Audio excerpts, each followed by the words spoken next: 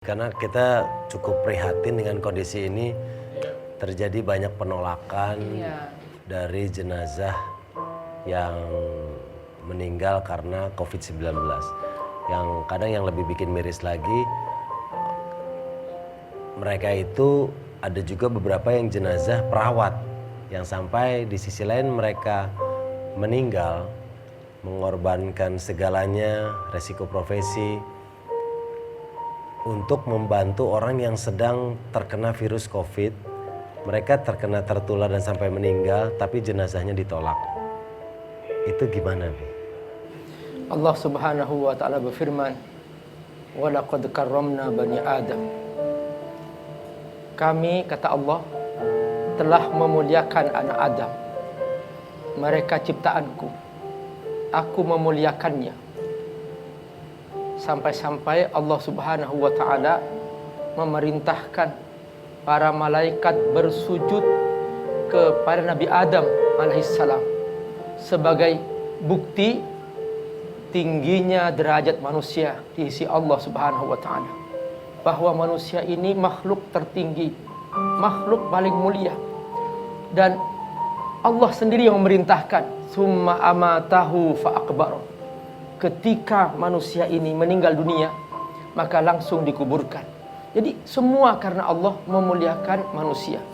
Saudaraku rahimakumullah, bayangkan nih, bayangkan coba, seandainya yang terkena itu kita sendiri, lalu diperlakukan, diusir, apa yang terjadi?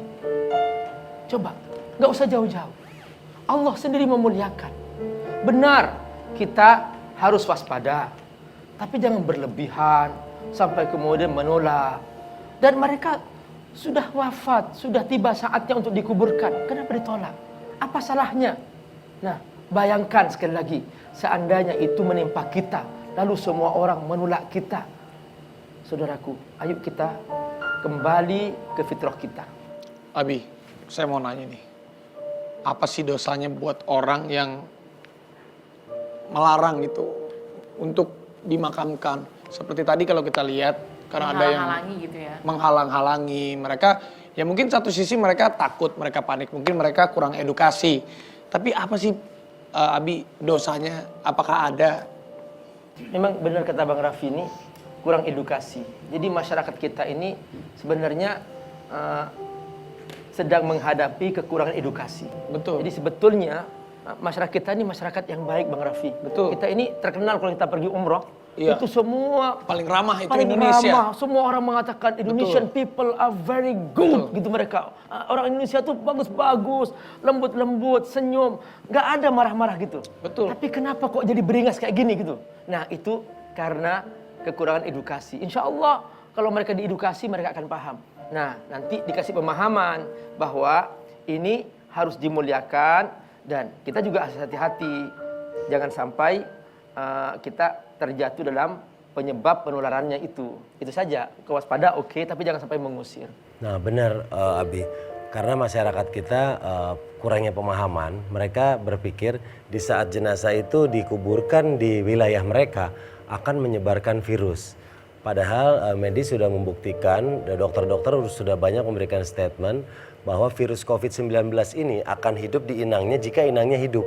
Jadi di saat orang yang menderita sudah meninggal, maka virus itu paling lama dalam waktu 7 jam akan ikut meninggal. Akan ikut mati dan sudah tidak bisa menular kepada orang lain lagi.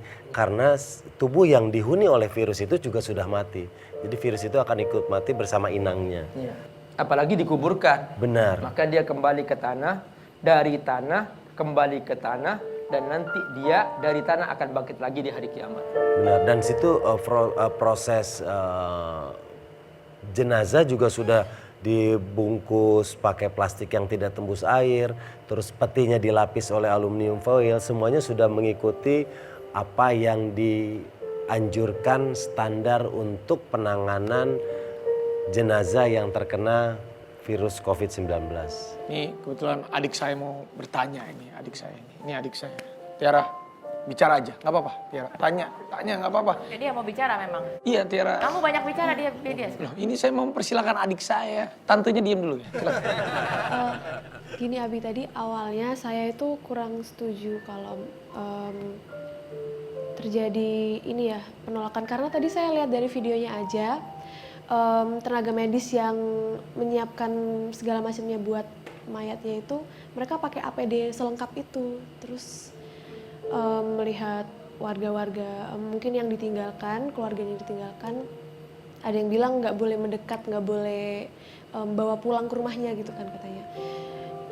Tadi sebenarnya saya setuju akan itu karena ngelihat tenaga medis pakai APD lengkap. Nah kalau keluarga di rumah kan pasti cuma pakai baju biasa ketemunya sama mayat yang terkena Jadi virus menurut itu. kamu jangan dimandikan di rumah gitu. Iya. Paling penting sudah sesuai dengan prosedur pemandiannya dan juga mengikuti syariatnya. Kalau mayatnya atau jenazahnya perempuan, yang mandiin perempuan. Betul. Kalau jenazah Nggak harus keluarga juga nggak apa-apa. nggak harus keluarga, Karena enggak. sesuai dengan kondisi Iya. gitu ya Ustaz ya. Jadi memang harus kan ada ketentuan dari Allah. Ittaqullah mastata'tum. Bertakwalah kepada Allah semaksimal kemampuan. Ketika ternyata kemampuan maksimalnya hanya di situ, dia bisa memandikannya dengan cara tertentu karena khawatir akan penyebaran wabah ini, maka lakukan yang terbaik untuk mayat. Dimandikan sudah, tadi kelihatan kan? Terus kemudian disolatin juga sudah. Coba kita bisa bayangkan bagaimana dahsyatnya para medis ya, para pekerja petugas medis. Mereka itu luar biasa. Mereka itu mempertaruhkan nyawa. Saudaraku, jangan sampai berlebihan dah. Ada seorang suster, seorang petugas medis diusir misalnya. Kalau mereka nanti kapok, lalu mereka berkata, mulai hari ini kami semua petugas medis, kami angkat tangan. Dan kami tidak tahu menahu, terserah dah, mati-mati dah. Apa yang terjadi? Betul. Jangan begitu, ayo kita saling dukung-mendukung. Pegang rasa harusnya. Benar. Dan ada yang membuat kita terenyuh, petugas medis memegang tulisan, kami akan membantu kalian menyembuhkan penyakit kalian, tapi mohon jangan tolak jenazah kami. Iya benar. Oh, Itu yang Tapi, membuat hati kita itu banget. tuh sedih, miris. Gitu. Sangat. Tapi tadi pagi saya sempat lihat berita konon yang menolak nih, beberapa oknum yang menolak pemakaman jenazah akibat penyakit COVID-19 terkena ini pidana kalau nggak salah. Jadi sudah mulai ditindak ya. Sebenarnya nggak semua kayak Pak Ustadz ya. Iya. Jadi dalam satu lingkungan sebenarnya kalau dicari tuh nggak semuanya. Sebenarnya ada 3 orang ya yang Iya. terakhir Yang sudah- memprovokasi. Yang memprovokasi. Jadi yang memprovokasi dengan caranya yang memang tidak baik, itu yang memang ditindak. Dan itu ada sanksi hukumnya ya. Ada sanksi hukumnya. tadi itu dosa tuh. Itu dosa. Nah, saya tadi Dosa. dosanya apa sih Pak Ustadz kalau sampai melakukan menghalang-halangi Iya. menguburkan orang? Sekarang misalnya Bang Raffi bikin Saya jangan, Pak Ustadz, saya masih mau hidup. Bang Raffi bikin kue. Oh iya. Iya. Terus oleh Mbak Ayu Makan. dihina kuenya. Ini kue apa ini? Marah saya Pak Ustadz. Oh jadi itu perumpamaannya Pak Ustadz. Iya, Jadi sama aja kayak menghina gitu Pak Ustadz. manusia ciptaan Allah. Kau menghina ciptaanku, Allah marah. Allah Jangan. marah. Tuh. Ini dia. Berarti harap diresapi lagi. Gitu. Direnungkan. Iya direnungkan karena kebayang nggak keluarga yang ditinggalkan aja nggak bisa ngeliat lagi untuk yang terakhir kalinya itu mereka kan pasti sedih banget apalagi mereka harus tambah dengar berita bahwa jenazah keluarganya tidak boleh atau dihalang-halangi untuk dimakamkan secara layak, secara baik di lingkungan mereka gitu. Jadi ya Ya bahkan Pak Ganjar bilang kalau ada penolakan lagi saya akan makamkan perawat medis yang meninggal karena corona di Taman Makam Pahlawan. Karena mereka sudah berjasa sebenarnya Betul. untuk musibah yang sedang kita alami bersama ini. betul pokoknya kita selalu doain ya tenaga-tenaga medis supaya selalu sehat. Ya. Kita tetap sehat dan pasien yang lagi sakit di rumah sakit cepat sehat. Iya. Terima kasih buat Tiara, bagus tadi pertanyaannya. Buat Tiara saya bilang. Jadi seharusnya kita di tengah wabah seperti ini satukan hati, Betul. satukan perasaan, Ini. satu bangsa, satu negeri, kita saling tolong menolong, saling menjaga. Ayo kita saling menguatkan gitu. Karena kemungkinan kan tadi kata Bang Raffi, Mbak Ayu terlalu panik gitu misalnya. Iya. Nah, supaya jangan sampai terjadi terlalu panik itu karena nanti menurunkan imunitasnya. Iya. Nah, itu dia. Kalau kita khawatir sama kamu, Iya. kamu makanya jangan terlalu panik. Nggak, saya paniknya bukan karena ini kok, karena yang lain ya. Baik, kalau begitu terima kasih Ustadz Abi Amir atas semua nih siraman rohaninya. Benar-benar jadi pengingat buat kita yang di studio maupun yang di rumah, insya Allah.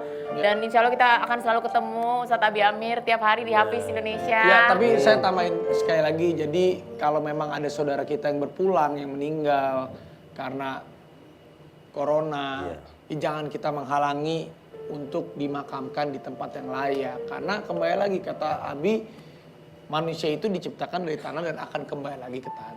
Dan dipastikan tidak menularkan lagi. Iya, dengan kitanya pun waspada. Ya, yang penting kan ikhtiar ya, itu kan Betul. usahakan ikhtiar Kita ya. sama-sama menjaga penyebarannya dengan mengikuti semua anjuran yang sudah ditetapkan oleh pemerintah.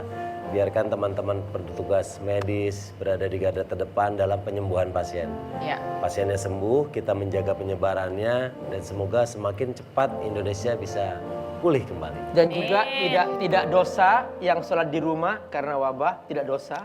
Ya, Tetap karena ikut beribadah ya. sunnah juga. Yang penting tetap sholat dijaga. Insya Allah. Ya, jangan panik, jangan khawatir, yang penting waspada gitu ya. Supaya puasa kita semangat. Benar. Apalagi sudah mendengarkan siraman rohani dari Abi, kita akan panggil Penyanyi Iya. suaranya enak banget. ini dia Anissa Anissa Rahma. Rahma.